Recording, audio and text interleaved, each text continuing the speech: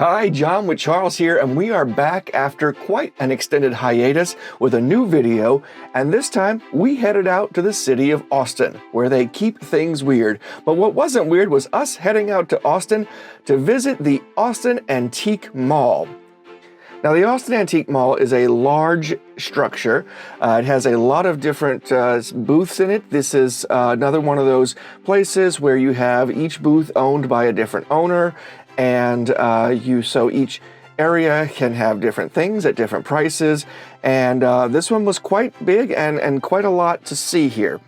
It was a bit overwhelming, but if you took your time and just focused on each booth one at a time, it didn't feel so bad. Yeah, and one thing you'll see in this video is that we kind of are concentrating some on the price tags that you're seeing, because what we noticed here compared to other areas, and it may have been because of its proximity to Austin, but the prices seem to be a bit higher than we were expecting. Now, that wasn't true for every single booth, but for a lot of them, there were items that were well overpriced or were priced over what it would go for on eBay or even retail. And so that's something to watch out for here. But any place like this where you've got an antique mall, it's good to look through the entire place, because you're going to see multiples of the same thing and you may be able to get a better deal.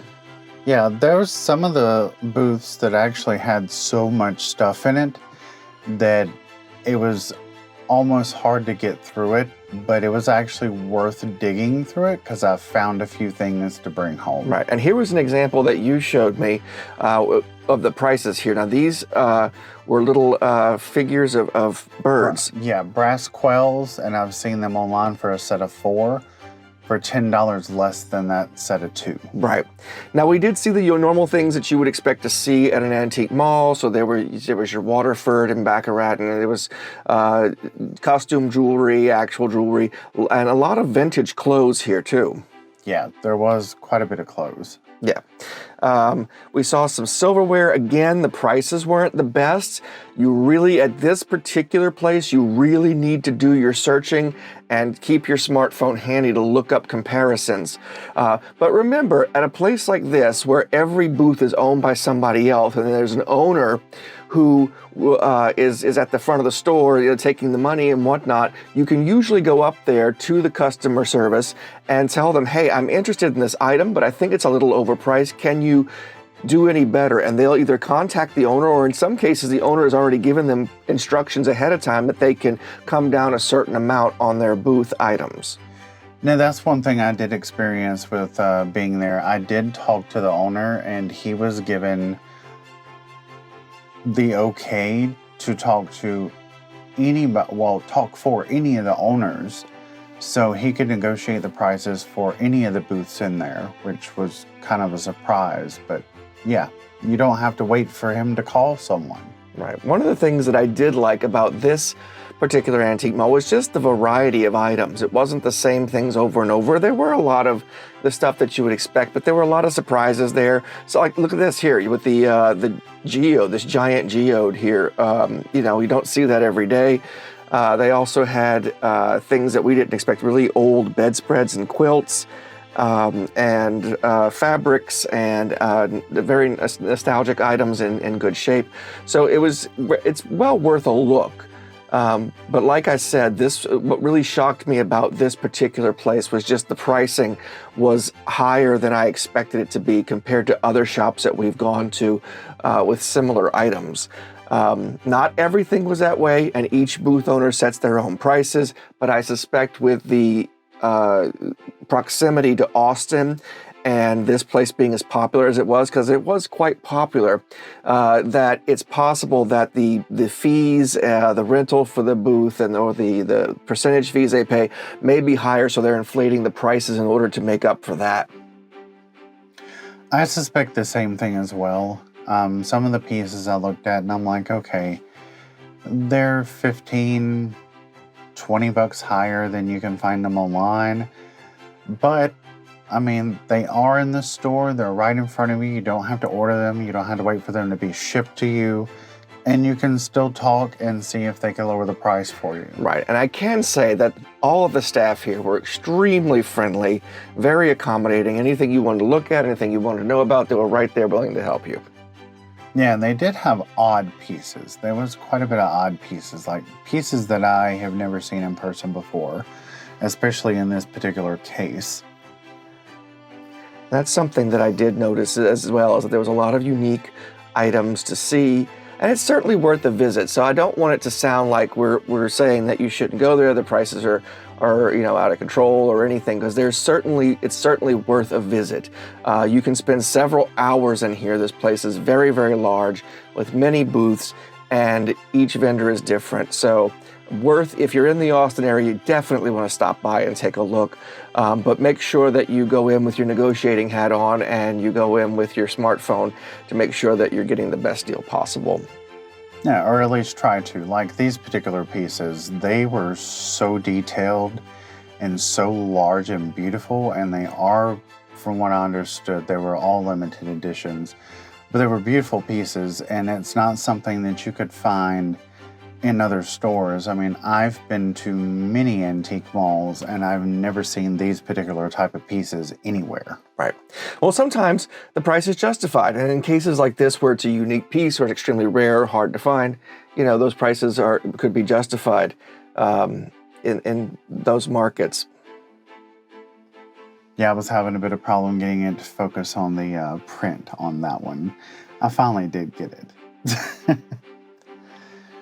Yeah, this particular case was very impressive. This person had some very beautiful, ornate porcelain pieces, and one of them I would have actually liked to bring home, but I just was not prepared for the price they were asking.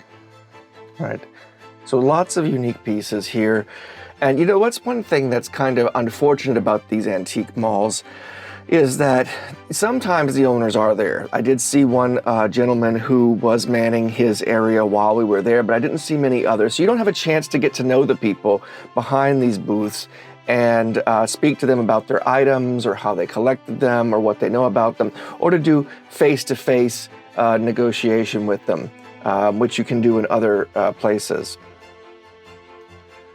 Yeah, but at least the guy who owns the place, he was very active. He walked around the entire store the entire time, making sure everybody was finding everything they needed, or if they had absolutely. questions. The staff was absolutely amazing, and that was one of the best things about this place, was that it was well organized. It wasn't filthy. It wasn't just things crammed everywhere, and you felt like you were claustrophobic. I mean, there were a couple of booths that were a bit stuffed, but other than that, it was very well laid out, and the staff was extremely friendly. Yeah, and I tell you, the one thing that you have to make sure whenever you go to this place is when you pull into the parking lot, you have to drive by the bowling alley. Well, it's a skate center. It's a skate center. Drive past it, because this store is on the other end of that building, and you kind of wonder, okay, where is this place at? Right. We thought we were going to a skate center because it said antiques here, but then you see all these people going into a skate center. It's actually right next door, but it's not very obvious until you pass it. But once you get there, it's very, very large, huge amount of space in there, and so many items to see. And this is actually one thing that got my attention, was these two chairs. They were very beautiful. Whoever had them took very good care of them. The brass was perfect, the woodwork was perfect, and the upholstery was absolutely beautiful. And it was a pair of two that they had of these. And actually, if we had the money and the space, I probably would have tried to have bought them. Yes, there were a lot of very well-preserved items, which is another thing. Sometimes when you go into these consignment stores or antique malls, you'll find items that people just kind of threw up there. It looks like they just went through, and it's almost like a garage sale to them. Whereas most of what we saw here was very well curated, very well kept up by every booth owner, and was just high quality. So it was well worth seeing. We were there for a number of hours, actually.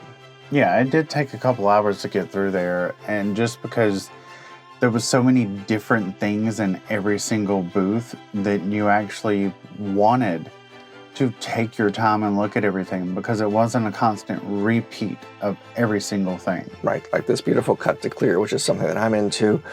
They were selling the entire Bohemian green cut to clear set for $4,800, and this was a very large set. I thought it was very pretty, but not something I was ready to take home. It was quite a big set. Yeah, it was. And if it wasn't so large, I would have probably brought it up to John to possibly bring it home. You know what was interesting also that we saw here was there was not only was there a lot of like vintage clothing, but there was also a large number of like leather jackets and leather goods here, and those were really priced quite well. So leather jackets that were still, you know, in fashion today that you might pay $400 or $500 for, we were seeing there for like $75 or $80. So that was very well worth it. So it might well be that the item that you're looking for is priced very well. So you take your time and go through and see every booth in here because it's well worth it. Yeah, this particular booth was a big shock to me. I was not expecting to walk in and see a carved elephant leg bone, and I also was not expecting this mirror that you're looking at right now. This had to have been the most breathtaking thing I saw in the entire store, and I actually kind of wish that we bought it, and I don't remember how much it was, but now this was hand carved. Was hand carved? Yes, it was hand carved, and it was old. I just don't remember the year, and I don't remember the price of it. I guess I was just too upset. I knew we wouldn't be able to bring it home, so I just kind of walked off. But yeah, they had different. Actually, this booth was it was a charity booth, wasn't it? They did have a charity booth or two in there that were run by charities. That's what this was. Yes, which is nice to know. You see that in here. So it's not just people trying to make a profit, but they're also charities who are trying to raise money for their causes. So that was great to see as well. Yeah, they actually had some nice stuff in here. I actually didn't know it was a charity booth until you mentioned it to me. I was just too busy looking at the stuff they had. Yeah, and what is this piece here? Oh, a Remington. That was actually an impressive piece. I didn't expect to see a Remington in there. So that was our trip out to Austin, to the Austin Antique Mall. We had a great time, and it's well worth the trip out there if you're in the Austin area, or even if you're outside of it. If you are in San Antonio, you're 90 minutes away. Take the trip and enjoy it like we did. And we will see you next time. Bye, guys.